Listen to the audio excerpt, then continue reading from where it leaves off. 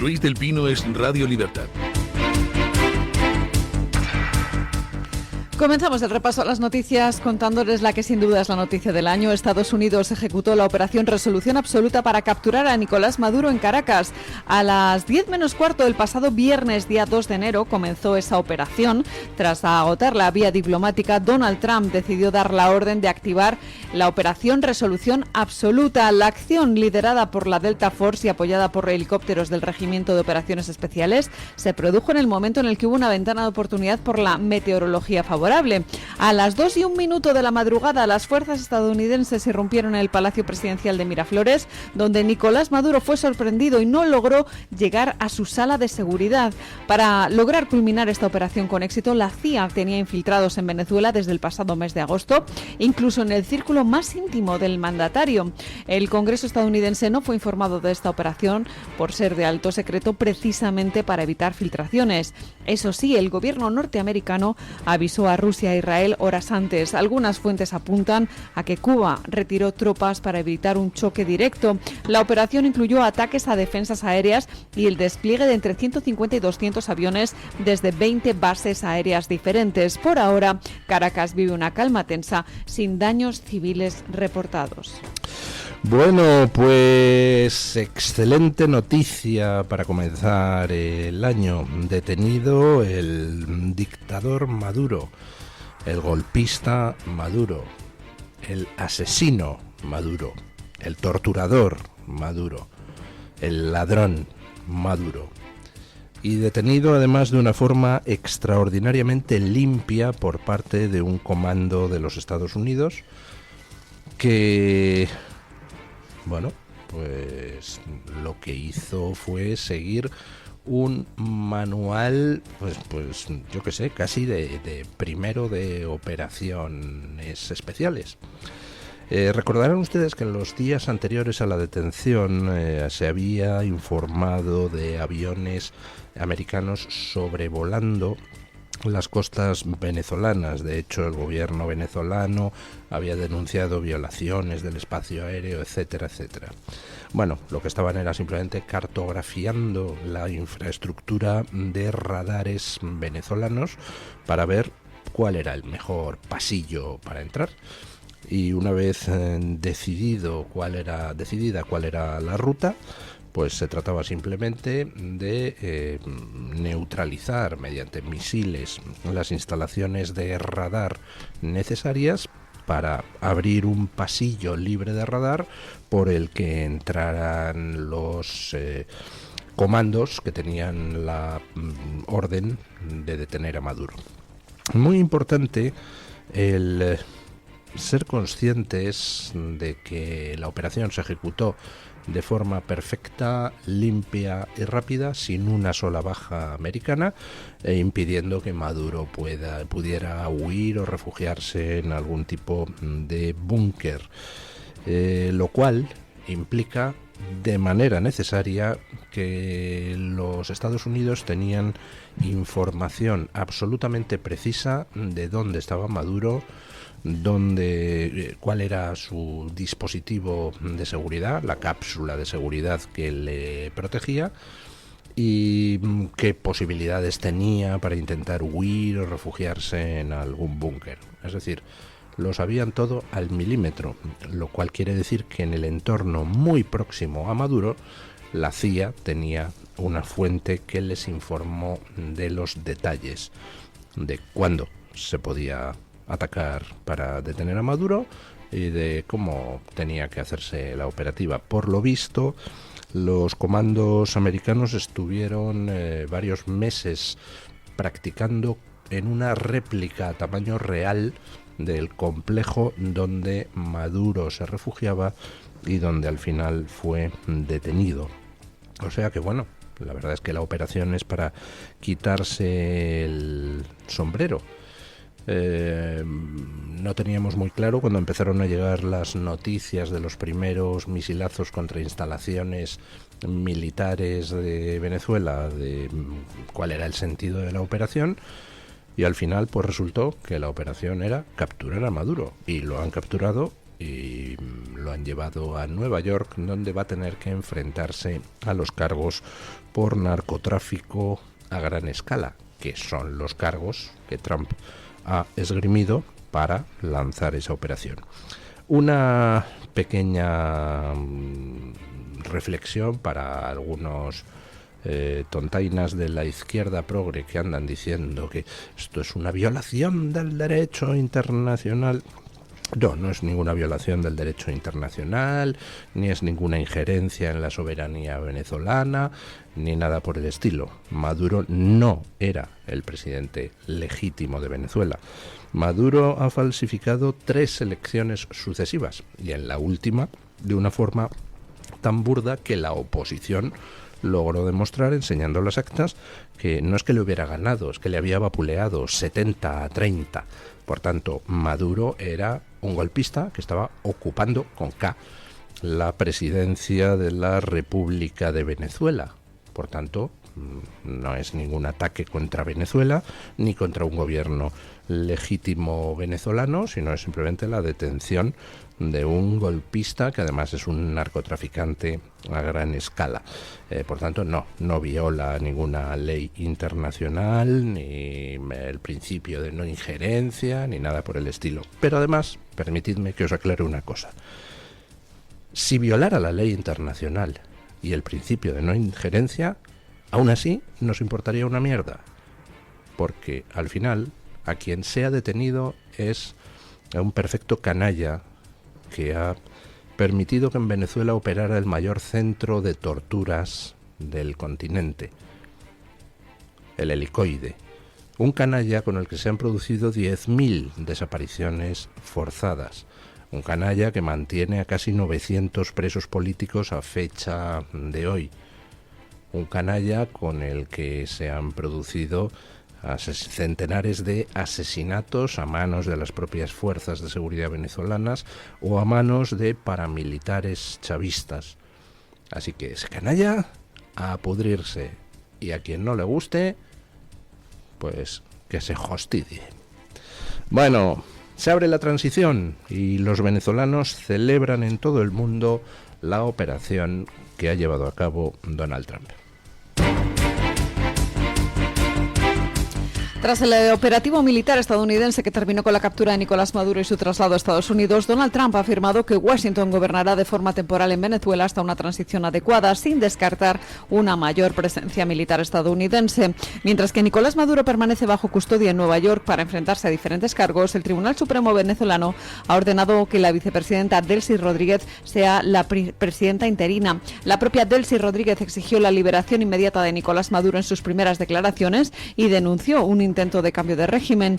En paralelo, el gobierno venezolano asegura que ha reforzado la seguridad interna y que tiene desplegado al ejército. A nivel internacional, China, Cuba y Corea del Norte condenaron la operación por violar la soberanía venezolana, mientras que la ONU, de manera tibia, expresó su preocupación por la escalada de violencia. Bueno, pues comienza la transición y comienza una transición pues que no va a ser sencilla. Ha caído el dictador, pero todavía están en pie las estructuras de la dictadura, y cambiar a unas estructuras democráticas pues no se hace de la noche a la mañana, es imposible. ¿Quién controla a los militares? Pues el chavismo. Casi todos los militares son chavistas, aunque ahí habría que matizar que buena parte del control sobre los militares pues se lleva a cabo gracias al contingente de soldados enviados por Cuba. Sin esos soldados, pues a lo mejor parte del ejército pues no hubiera estado tan calladito en estos años. ¿Quién controla a los jueces, los fiscales? Pues evidentemente el chavismo. No hay ningún juez ni un fiscal que no sea chavista y defensor del chavismo. ¿Quién controla a la policía? El chavismo. ¿Quién controla a los funcionarios? El chavismo. Con lo cual, pues no se puede simplemente decir, ala, Edmundo González, asume el poder, porque asumir el cargo no significa asumir el poder. Y además, pues quien está en estos momentos dirigiendo las cosas, que es Donald Trump, lo sabe muy bien, lo sabe en carne propia. En 2016 él asumió el cargo de presidente, no el poder. ¿Quién tenía el poder en 2016 en Estados Unidos? Pues lo tenían todos los funcionarios del Partido Demócrata incrustados en los distintos niveles de la administración, y los funcionarios republicanos anti-Trump también incrustados. Con lo cual a Trump le hicieron la vida imposible absolutamente. Trump no tenía una estructura de partido detrás. Trump era simplemente un outsider. Así que él tenía el cargo de presidente, pero quienes controlaban todo eran quienes tenían el poder. En Venezuela, pues poner simplemente a Edmundo González de presidente conduciría a una situación como esa que Trump vivió y que, pues en fin, le hizo pasar las de Caín. ¿Qué va a pasar en Venezuela? Pues si quieren ustedes saber qué va a pasar en Venezuela, pues lean el hilo que he puesto en Twitter, pero les puedo hacer un resumen muy rápido. Fíjense en lo que pasó en España a la muerte de Franco. En España, ¿qué se hizo? La situación era pues muy parecida. ¿En manos de quién estaba el aparato del Estado? ¿En manos de quién estaba la justicia? ¿En manos de quién estaba el ejército, la policía? Pues hombre, en manos de elementos que habían estado viviendo y habían sido nombrados en época de Franco. Con lo cual, pues, ¿qué se podía hacer en ese momento para efectuar la transición en España? Pues la solución más limpia y lógica fue la que se acordó, que es que fuera el propio franquismo el que se hiciera el harakiri. Y en ese sentido, lo que ha decidido Trump, pues es que sea el propio chavismo el que se haga el harakiri. Desaparecido el dictador, pues ahora alguien de su entorno tiene que encargarse de, en un plazo breve, en España fue brevísimo, 18 meses, en un plazo breve, pues empezar a depurar los temas, las administraciones, y sentar las bases de un giro a la democracia.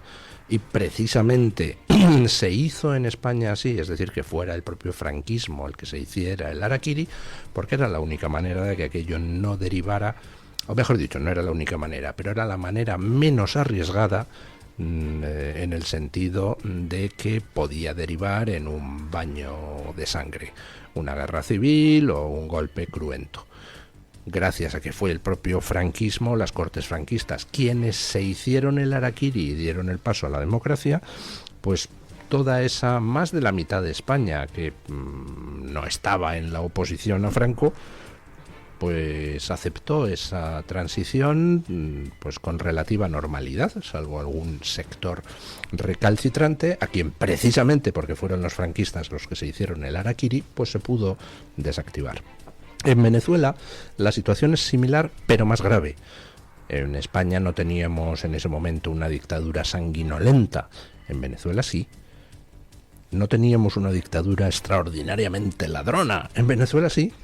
No teníamos una dictadura que hubiera arruinado económicamente al país. Todo lo contrario, el país económicamente iba muy bien.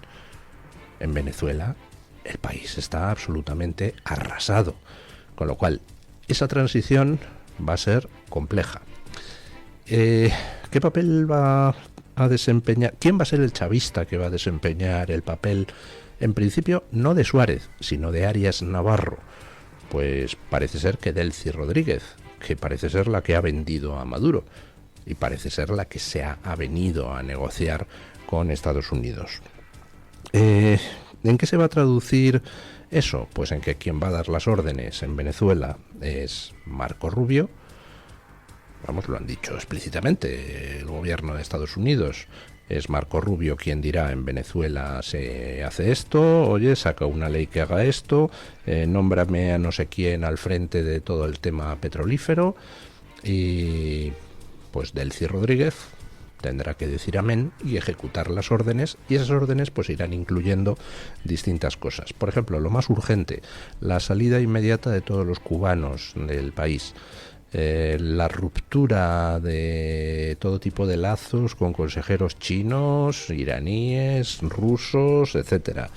la reconstrucción de la industria petrolífera venezolana. En estos momentos la industria petrolífera venezolana está al 18% de capacidad.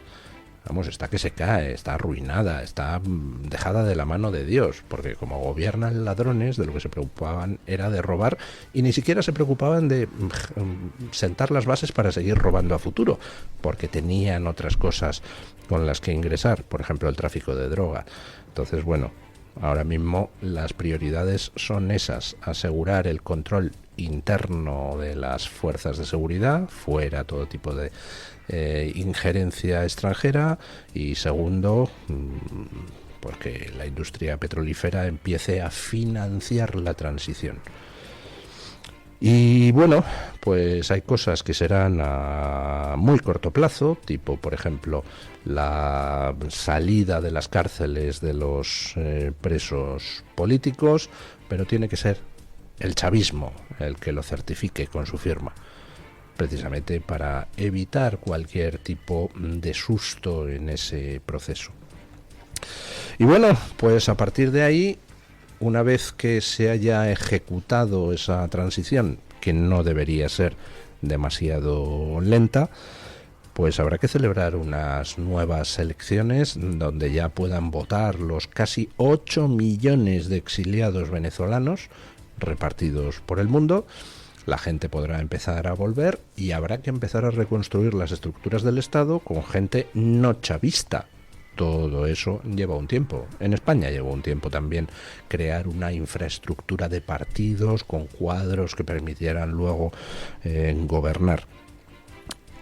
¿Quieren ustedes ver lo que va a pasar en Venezuela? Acuérdense de cómo fue la transición española y más o menos las cosas irán por ahí, incluyendo determinados riesgos, como por ejemplo riesgos de golpes de Estado por parte de sectores duros para intentar impedir la transición o reconducirla, etcétera, etcétera, etcétera. Bueno, Milei, el presidente argentino, pues no pierde ocasión de meter el dedo en las llagas correctas. Ya ha señalado al PSOE y a Podemos tras la detención de Maduro. Escuchen. Javier Milei ha reaccionado a la captura de Nicolás Maduro con duras acusaciones. En declaraciones al medio de comunicación argentino La Nación, el presidente calificó al dictador venezolano de narcoterrorista y aseguró que mantiene conexiones profundas con el Partido Socialista Español y con Podemos. Le escuchamos. Estamos viendo la caída de un dictador, pero más fuerte todavía, y digamos, si es la línea por la cual, digamos, Estados Unidos hace esta operación, es porque es un narcoterrorista. Es decir, es un narcoterrorista que tiene conexiones profundas, por ejemplo, con el Partido Socialista Español, con Podemos. O sea, ha tenido interferencias electorales en Argentina, en Colombia, en México y Bolivia. Sí, digamos, además tiene como fuentes de ingresos el narcotráfico, que básicamente deriva del cartel de los soles. Digo, tiene estrategias de infiltración vía migración masiva, llegada a carteles. O sea, tiene alianzas con ONG Vox para impulsar la izquierda radical en el mundo. Tienes vínculos con Irán, con Hezbollah. Digamos, ha dado apoyo logístico a Hamas. Ha financiado en Colombia, por ejemplo, a la guerrilla, ¿no? Al Ejército de Liberación Nacional y a las disidencias de la FARC. Digamos, ha participado en operaciones de lavado de dinero, digamos, a gran escala. Digamos, tiene un rol, digamos, similar al que tenía Cuba en los 70s, digamos, exportando el comunismo y el terrorismo a toda la región. De hecho, Cuba es el cerebro de, digamos, de lo que es el socialismo del siglo XXI, y además tiene corrupción infinita en las distintas empresas públicas, digamos, en especial, digamos, luego de todo el proceso de expropiaciones que comenzó con Chávez. Por lo tanto, yo diría que hoy es una excelente noticia para el mundo libre. Bueno. La verdad es que Milei, pues siempre dice las cosas correctas, y además con ese estilo tendente a desgarrado que ha moderado mucho desde que es presidente, pero vamos, que no se corta un pelo y señala que PSOE y Podemos tienen relación con el régimen del dictador asesino recientemente depuesto por Estados Unidos. Solo un pero a lo que ha dicho Milei. No se dice cartel de los soles, se dice cártel de los soles. Un cartel es una cosa así cuadrada donde uno escribe algo. Un cártel es una reunión, organización, preferiblemente de carácter criminal, donde sus integrantes se ponen de acuerdo en cómo repartirse un negocio. Bueno, PSOE y Podemos, por supuesto, han tenido relaciones con el dictador Maduro, con el asesino Maduro, con el torturador Maduro, y a ver si con un poco de suerte podemos tener información al respecto.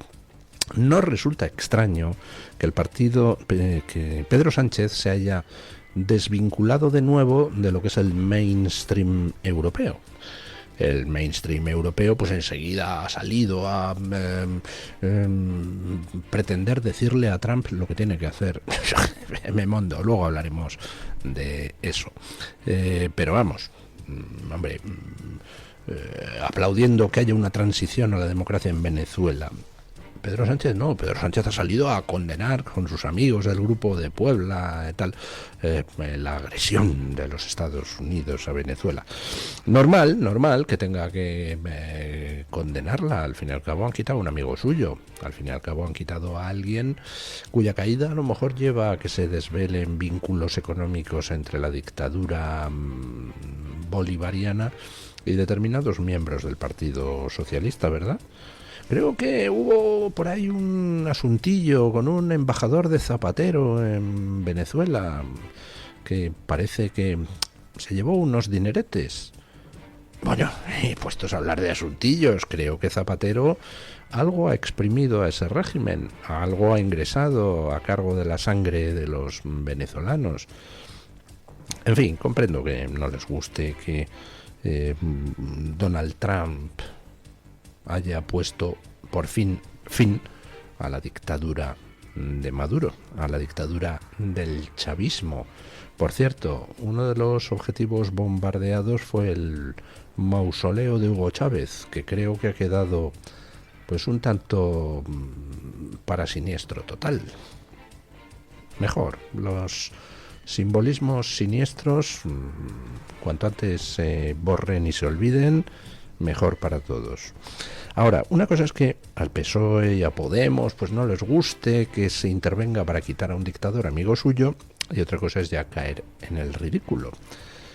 Podemos, según una propuesta parlamentaria que han registrado en Castilla y León, teme que Trump interfiera en las elecciones de Castilla y León. Escuchen. Les seguimos hablando de las consecuencias directas de la intervención de Estados Unidos en Venezuela porque Podemos Castilla y León ha solicitado a la Junta Electoral medidas preventivas ante las elecciones autonómicas de marzo, alegando riesgos derivados del contexto geopolítico tras la intervención de Estados Unidos en Venezuela. El candidato Miguel Ángel Llamas ha advertido de las posibles injerencias de Donald Trump en Castilla y León y de las campañas de desinformación algorítmica que podrían afectar directamente la integridad del proceso electoral en Castilla y León. En su escrito, la formación reconoce la solidez del sistema electoral español, pero piden abordar nuevos riesgos y garantizar transparencia. Podemos cita la Estrategia de Seguridad Nacional de Estados Unidos, que respalda partidos patrióticos europeos y considera que la operación contra Maduro es una prueba clara del poder de Donald Trump. También señala el impacto negativo de las políticas arancelarias en el campo español como ejemplo de los intereses estratégicos enfrentados para justificar la injerencia de Donald Trump en los comicios regionales. Bueno, Podemos teme que Donald Trump interfiera en las elecciones de Castilla y León. Yo lo estoy viendo. Un portaaviones remontando el Pisuerga y enviando un comando a secuestrar al diputado de Podemos que tiene un puesto pipas. Vamos. Casi tengo el guión en mi cabeza. En fin. ¿A quiénes le ha sentado mal la operación? ¿A quiénes le ha sentado mal que Venezuela sea liberada, que caiga un dictador, torturador y asesino? Pues al PSOE, por supuesto, a Podemos, por supuesto, también a Bildu, que han sacado un comunicado indignado, incluso se juntaron unas docenas de piraos a manifestarse contra la agresión imperialista a Venezuela. A Hamás no le ha gustado nada, a Irán no le ha gustado nada, a Corea del Sur no le ha gustado nada, a China no le ha gustado nada. Vamos, lo mejor de cada casa. Si alguien nos dice hace unos años que el PSOE nos iba a terminar alineando con el eje Irán, China, Corea del Norte, pues nadie nos lo habríamos creído, ¿verdad? En fin, bueno, una última noticia desde otro lado del mundo. Se intensifican las protestas en Irán. Con un poco de suerte vamos a tener un principio de año donde caigan 2 dictaduras en lugar de una. No lo tengo muy claro que vaya a caer la de Irán, porque siempre se las ha arreglado para reprimir toda protesta, pero bueno, de esperanza también se vive. Escuchen. Terminamos el repaso a este bloque de noticias contándoles que Irán vive su mayor ola de protestas en 3 años. Hay al menos 16 muertos y más de 580 detenidos, según reportan diferentes agencias, como resultado de la represión del régimen de los ayatolás a estas protestas pacíficas. Las manifestaciones iniciadas por comerciantes se han extendido a 23 provincias y 40 ciudades. Se están produciendo duros enfrentamientos en zonas kurdas y en Teherán entre los manifestantes y la policía del régimen.